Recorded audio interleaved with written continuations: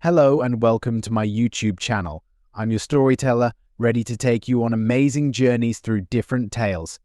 How are you guys? Today's topic is the Guns of August. Let's get started. In the opening chapters of The Guns of August Barbara W., Tuchman meticulously sets the stage for the outbreak of World War I, capturing the intricate web of alliances, political tensions, and military preparations that characterized Europe in the early 20th century. She introduces key figures such as Kaiser Wilhelm I of Germany, Tsar Nicholas II of Russia, and the British monarch King George V, emphasizing their personal relationships and the complex interplay of their nation's interests. Tuchman also delves into the general atmosphere of complacency and underestimation of the potential for a large-scale conflict, providing a comprehensive backdrop for the events that would unfold. Tuchman begins with a grand and symbolic scene, the funeral of Edward VII in May 1910. The funeral, attended by representatives of numerous European royal families, serves as a prelude to the collapse of the old world order. Through vivid descriptions and careful attention to detail, Tuchman illustrates the interconnectedness of the European powers and foreshadows the impending disaster. The solemn procession and the gathering of monarchs highlight the fragile peace maintained through personal diplomacy and intricate alliances. The second chapter shifts focus to the meticulous military planning and preparations that preceded the war. Tuchman provides an in-depth analysis of the Schlieffen Plan, Germany's strategic blueprint for a two-front war against France and Russia.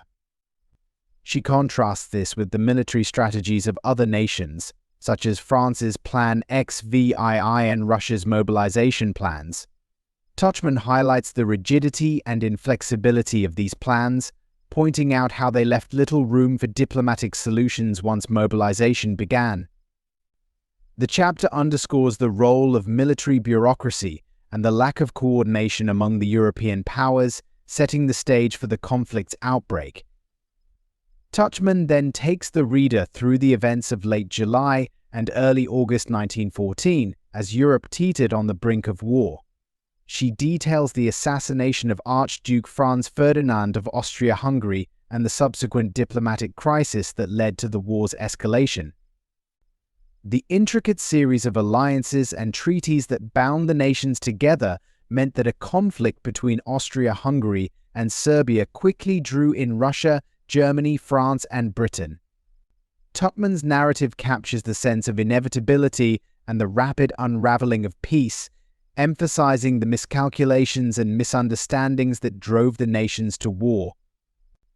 The narrative then moves to the Western Front, where the German army executed the Schlieffen Plan, invading Belgium and Luxembourg in an attempt to swiftly defeat France. Tuchman provides a gripping account of the early battles, including the Siege of Liège and the Battle of the Frontiers.